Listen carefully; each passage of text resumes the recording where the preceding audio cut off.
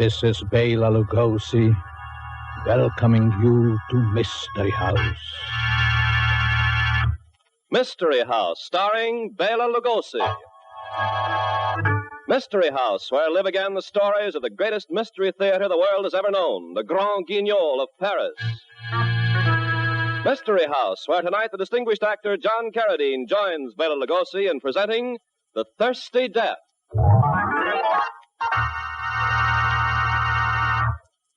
Good evening, folks. This is Ken Carpenter. If I sound a little nervous, it's not really my fault. I'm usually a pretty steady guy, calm as anyone, but, well, this is asking too much. Bela Lugosi alone is enough to scare you. John Carradine isn't exactly soothing to your nerves, but put them together in a story set in darkest Africa with mad dogs howling in the background and, well, find out for yourself.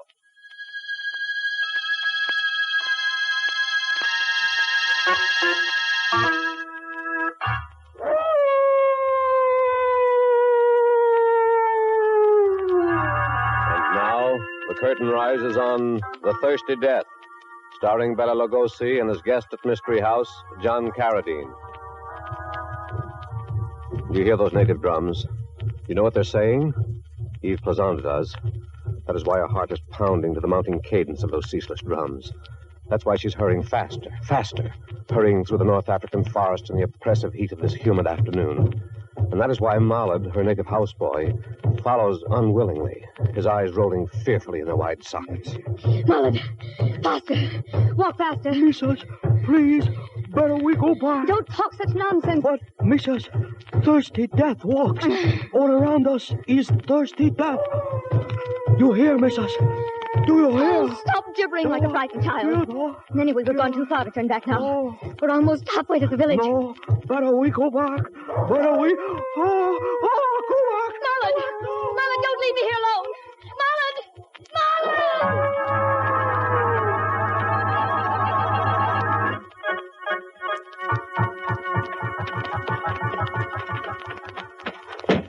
Let me in. Open the door and let me in. Eve, it is you. Renee. I couldn't believe my own ears. Come in. Oh, I had no idea this was your house, Renee. I knew you lived somewhere near here, but... What happened? I was on my way to the village when Malad, my houseboy, became frightened and ran away. There was a mad dog somewhere near. Well, so I have something to thank the epidemic for, after all. Who would have thought back in Paris that we should meet again like this? Oh, Renee, please. Yes, forgive me. I was so taken away at seeing you. Sit down.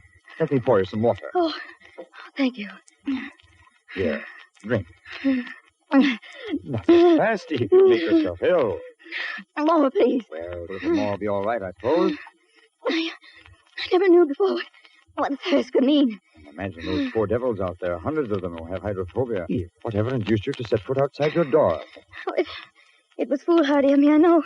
My husband had to leave for the coast. To be gone at least a week, and the prospect of being shut in all alone, except for my terrified houseboy. Yes, the natives are in a dreadful panic. My own houseboy, Gildas, ran off and deserted me yesterday. But you say you were on your way to the village. Well, perhaps you know the Chabours. I was going to stay with them until Francois, my husband, returned. Eve, are you happy with him? Him? You mean my husband? Of course we're happy. Very happy. Then why, when I first learned who the new doctor and his wife were, did you send back word by Gildas that I would not be welcome in your home? Because you were afraid that seeing me might rekindle our love? Wasn't that it? No, Renee. It's because Francois is such a jealous husband. Middle-aged men with beautiful young wives usually are. Well, I'm rested now. I must be on my way to the village if I'm to make it by nightfall. But you can't go out there again. I must. Oh. Renee, you loved me once. I love you still. Then go with me. Take me to the village. Very well. But you're still tired. Rest a bit longer, and then we'll start. Strange, isn't it, Renee? Strange and wonderful. And doesn't it prove something to you, Eve? When you sent me away back there in Paris, because your parents wished you to marry this Dr. Plaisante, I chose the farthest, most inaccessible, most uncivilized spot I could think of. Yet here I am, too. Eve. With my husband. Does he know that you were once in love with another? With me? With another, yes. I'm not sure. Oh. Those dogs. You said one spine a-tingling. I'll have my gun, of course. Hydrophobia turned him into such a snarling, howling, frothing beast that they had to smother in between two mattresses. Oh, it's a ghastly disease. Yet there are fools, criminal fools, who refuse to obey the order that all dogs be killed. I didn't hesitate to kill all 4 of my pets. Eve, why do you suddenly look at me like that? Oh, nothing. There's a dog in your home, isn't there? Yes, But that's sheer folly. Francois refuses to do away with him. That's another reason why I couldn't bear to remain home. I was afraid. What manner of man is this husband of yours? He says he needs the dog for experiments. Please, Rene, we mustn't delay any longer. It gets dark so suddenly out here. Very well. I'll get my gun. Rene, What's the matter? somebody's outside. Probably Gildas, that fool houseboy of mine, coming back at last. No, Eve, who was it you said you saw just through the windows? Why do you? my husband. Your husband? That's what you said. He mustn't find me here, Rene. He's so insanely jealous, he'll think he mustn't find me here. Wait, go upstairs. There's a bedroom. All right. Who's there? Oh, good evening. Good evening, monsieur. I'm Dr. Plaisant. Oh, new doctor. Well, won't you come in? Thank you. I am René Bramont. Yes, I've heard of you. I think that back in Paris we had a mutual friend. You must be mistaken, my dear doctor. I am from Marseille. So, you are an obliging host. Your health, Dr. Plaisant. And yours, Monsieur Bremont. Splendid liqueur. I must say, a comfortable place you have here. Thank you, doctor. This, I presume, is your living room. It's a very small place. Just the kind of place that would appeal to my wife. We're thinking of building next year, and if you don't mind, I like to take a look at the bedroom. No. That is, I'd rather you didn't. Oh. The bedroom is occupied, perhaps? Of course not. I'm here all alone. Then? Well, doctor, I might as well confess. Yes? Gildas, my houseboy, deserted me yesterday. Well, the bedroom is in a frightful mess. I must ask you to wait until some other time to see it. As you wish. Now, doctor, at the risk of seeming a rude host, I must remind you that it will soon be dark. You think I should be on my way? After all, Dr. Plaisant, you of all people should be aware of the menace that lurks in the forest. There's still mad dogs loose, and after dark... Oh, yes. Those mad dogs. And me completely out of serum. Out of syrup? Good heavens! Can't you get some more? The whole district has run out. I intended leaving for the coast today to get a supply, but... Yes? But something very significant came to my attention. So I sent someone else. Doctor, it's such a long trip. Why, this means that for at least a week, every case of hydrophobia in this district must necessarily be fatal. Yes, monsieur. What ghastly cases we had. Death so horrible that even I, who have seen so much of death, was utterly revolted. And yet you are so rash as to keep a dog in your own house. What's that, monsieur? What's that? You know I have a dog? Then she told you. She? I don't know who you mean. Who told you? Gildas, my houseboy, Gildas. You know how these natives chatter. He heard it from your houseboy. A most unusual servant, that Gildas. First leaves your bedroom a frightful mess so that I can't see it. And now he tells you about a dog. Dr. Plaisant, you must do away with the dog. It's too dangerous. Why, just think if your wife... Your solicitude for my wife's safety touches me deeply, Monsieur Clement. Too bad she couldn't be along with me on this visit. Yes, it is. But perhaps we shall all three be together quite soon. Goodbye, monsieur. Goodbye, Doctor. Yeah. Eve, you can come down now. Oh, Rene. Oh, I was so frightened. I can hardly stand. You're pale as a ghost. Here, sit down. I thought he'd never go. When he asked to see the bedroom. Eve, he knew you were here. You think so? His very manner in asking to see the bedroom. And his reaction when I forgot myself and spoke of the dog. Yes. I tried to tell myself otherwise, but I know it's true. Didn't he even speak of a mutual friend in Paris? He meant me. Of course. He knows we were once sweethearts. And now, the way things happen... Don't, Eve, don't. I can't bear to see you like this. What if he does know? You've done no wrong. God knows you've been a faithful wife. But I told you how jealous Francois is. He'll never believe the truth, never. What kind of a devil is he?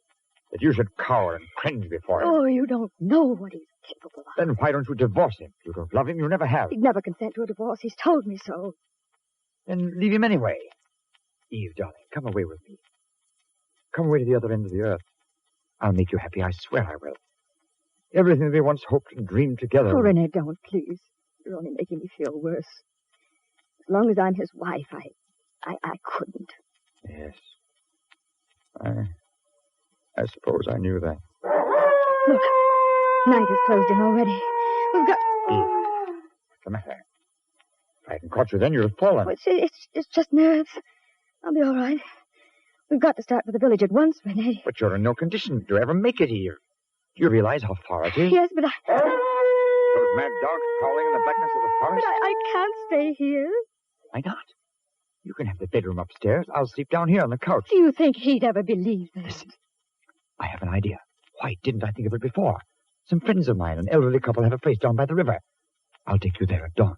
They'll say you were here. You were there all the time. You really think they will? Positive, indeed. We were probably wrong about your husband knowing you were here. We just imagined things. Everything's going to turn out all right.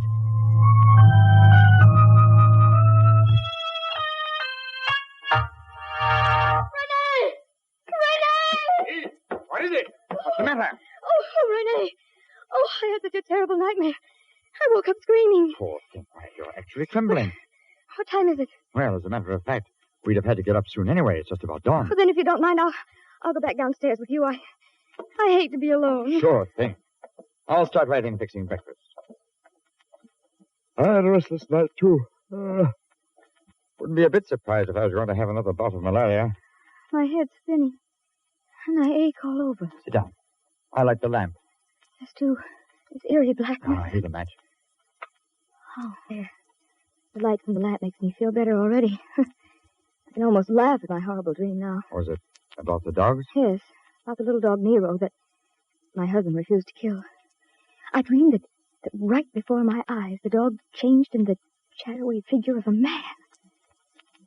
No wonder you woke up screaming. But that was only the beginning of the dream. It seemed to me that I woke up there in the bedroom upstairs, and the shadowy figure was leaning over me. I was so paralyzed with fright I couldn't move. What happened? And then I heard this thing go out of my room and close the door. Then it seemed to me that I lay there an eternity, trying to scream but unable to utter a sound. Finally, I found my voice. Eve. Rene, you do look ill. I hadn't noticed before how... Eve, I had a strange dream, too. I also dreamed that a shadowy figure was moving about in here. No. Then I dreamed the figure went out and barred the doors and windows from the outside. Rene, look. The windows are barred. Yes. Quick. The door, test it. Still be ringing. It can't be. It's true. The door is locked and barred from the outside. Whoever you are there, open the door. We've got to get out of here. We've got to get out of here.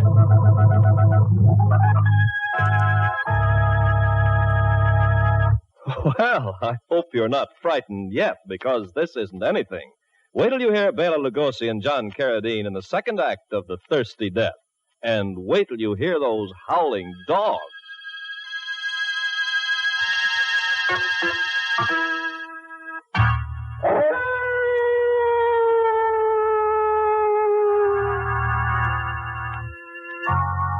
We left Yves Plaisant and René Bremont beating senselessly on the barred door. The barred door which keeps them prisoners there in Monsieur Bremont's lodge, remote in the North African forest. As we return to them now in the ghostly dawn, they are still hammering their fists on the door in a fit of panic, still shouting hopelessly for help. Stop, Eve. Stop. Stop it, Eve. We're behaving like panicky children. We've got to be calm. We've got to think this thing through like rational human beings. Calm, Rene. Rational? Yes, of course. We wake up and find the door and windows barred from the outside.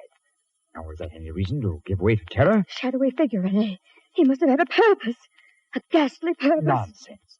He only existed in your imagination. And I dare say you transplanted him to mine. For all we know, Gildas may have done this just as a joke. You don't really believe that, Rene. Certainly I do. Or if it wasn't Gildas, maybe it was some native with a twisted sense of humor. Oh, Renee, we've got to get out of here. Naturally, it shouldn't be very difficult if we use our heads. Now, let's see. Why, of course. I have a hatchet over here in the drawer. Oh, Renee. Gone. Renee, he took it. Whoever locked us in took it. Now. Now, don't get hysterical again. I can always fire my revolver and maybe it tries help that way. Oh, then hurry. See, the cartridges are over here in the other drawer. No. Cartridges. They're gone, too. Yes. They're gone, too. Renee, the door. Somebody's there. It's opening. Dr. Francois. Prezant. Good morning, Monsieur Brimont. And Eve, my dear wife. Aren't you happy to see your devoted husband again? You locked us in, didn't you? Yes, it was you. Stand where you are, monsieur. I shall feel impelled to use my gun. Dr. Prezant, what sort of comedy do you think you're playing? A romantic one, but only as a supporting player. I am sure you'll be the first to admit that. Oh, no, Francois. It isn't true what you're thinking. We can explain everything if you'll only give us a chance. Yes, I'm sure it would be a most ingenious alibi. You blind, stupid, jealous fool. I demand that you let us out of here at once. Let you out? Oh, no. I couldn't do that. It would be criminal. Criminal?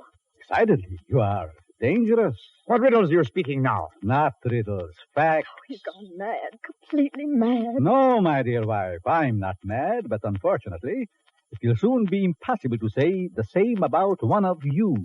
What? Which one? Me? Perhaps. And then again, perhaps it is she. Who knows? What are you talking about? Tell us what you have to say and be done with it. Very well, Monsieur Brimont. Remember telling me that I ought to have killed my little dog. What about it? I have been forced to follow your advice, monsieur. You see, the dog had become rabid. Oh. But what has that to do with us? Patience. What will interest you particularly is that last night, after I killed the poor dog, I filled my hypodermic needle with its saliva. With its saliva? Yes, its saliva, brimming with hydrophobia. And then I came back here. Came back all the way through the forest. I came back with my hypodermic needle. It was really you. You that I saw leaning over my bed. And then you injected the needle into me. You monster! You infected us both. No, not both. Just one of you. Don't you remember my saying? Oh, which one? Which one did you infect? Was it me? Or me, in the name of heaven, man? Very soon you'll find out. But very soon the one who is infected will begin to feel symptoms. You're quite unmistakable, I assure you. First, just a general feeling of sickness, steadily growing worse. And I'm the one. I woke up feeling ill. And what about me? I thought it was malaria. Next will come that awful crucifying thirst.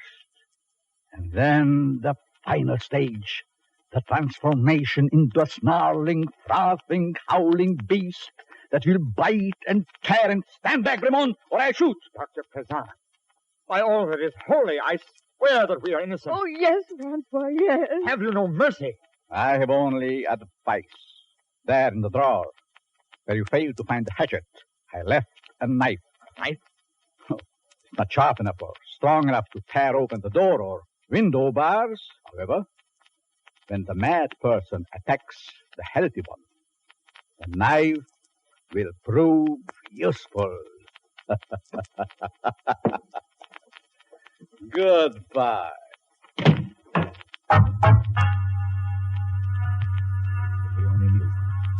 If we only knew which one of us it was. Not me.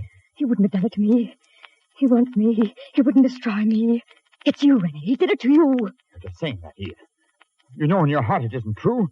Suspicion has turned his love for you into inhuman hatred. You're the one he'd want to destroy, not me. It's you he's infected. You. First,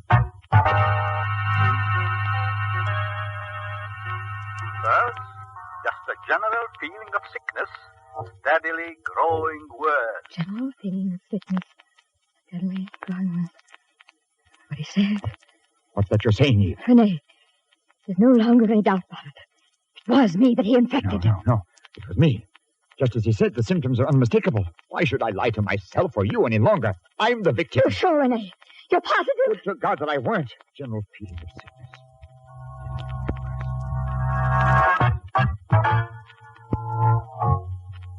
Next will come that awful crucifying thirst. That awful crucifying thirst. Rene! Where's the water? Empty!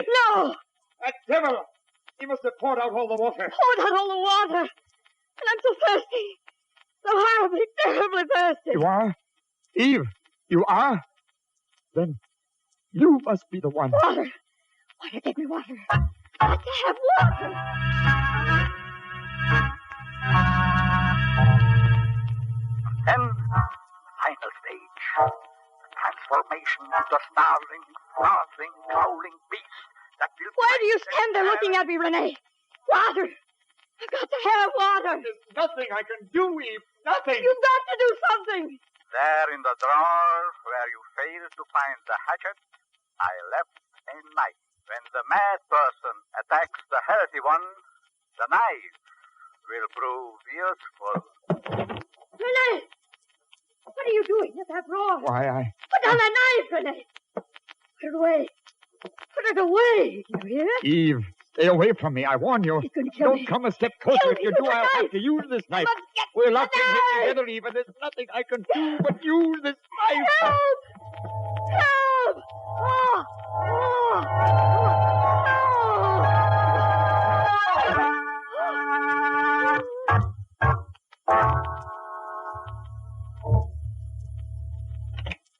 Oh!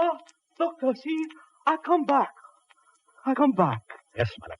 She'll come back. Mrs., where is she? I think she is. The home was Monsieur Bremont, where you took her. Monsieur Bremont? No, doctor. Molly not take Mrs. anywhere. Molly get scared of dogs. Run away and leave Mrs. all alone in forest. Come back now to say very sorry. Don't lie to me. You took her to Monsieur Bremont yesterday. Just as you had probably taken her many times before. No. Tell me, my lord, No. how much did she pay you for keeping her secret? Secret? What secret you talk about? Don't taunt me about it. You lied, devil. Oh, It won't do any good. I found her with Monsieur Bremont. who this Monsieur Bremont? Molly not know. If No. you say that once more, I'll flog you. Huh? The game is up. I caught her with her lover and... Molly not know what you talk. Yesterday, Mrs. say go with her to village. On way, dog come. Molly run. Leave Mrs. behind. Now, come back to say very sorry. A very Oh. clever story, Oh, Molly. yeah. And who knows? Yeah. I might have been fool enough to believe it, if not for this. Oh, you get letter. Yes, a letter. Last night, while visiting Monsieur Bremont's lodge, I found it in a drawer hidden under a box of cartridges. It's in her own handwriting. Doctor, what letter say? I couldn't bear to read what my wife wrote to her lover. I haven't read it. But I will now. I'll read it now. Mrs. very good to Molly. Very good to Molly. Doctor, what is it? Why you... Rene, everything that once was between us is forgotten and must forever remain that way. Please, I beg you, never come to see me. And if ever we chance to meet, remember, I am Madame Plaisant and not the girl who... Oh, dear God. What have I done? Doctor, where you go? Quick, Barrett, come. Maybe there is yet time.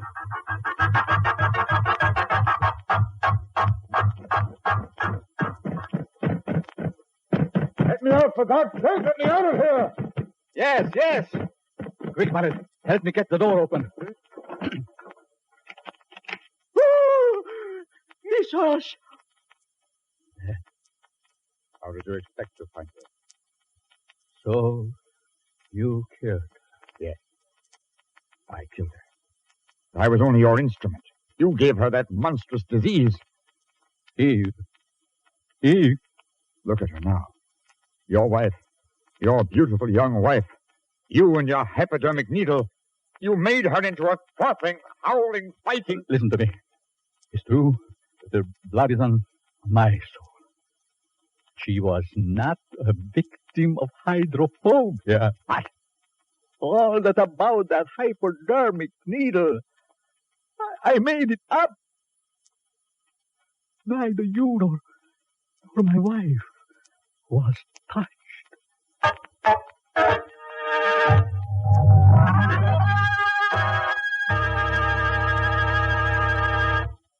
Ladies and gentlemen, that was The Thirsty Death, starring Bela Lugosi and John Carradine with Lorene Tuttle. What's the matter, Ken? We didn't frighten you, did we? Well, I'm afraid you did, Bela. That was pretty scary. Oh, that was nothing. Nothing? No. Wait till you hear next week's story. The Grand Guignol play about a woman who was buried alive. And my guest will be the beautiful and charming Simone Simon. Hope you and your audience will join me next week at Mystery House.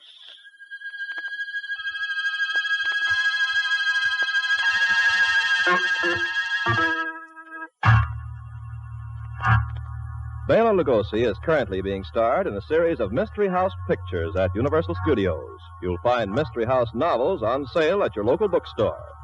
John Carradine will soon be seen in the title role of Bluebeard. This is Ken Carpenter.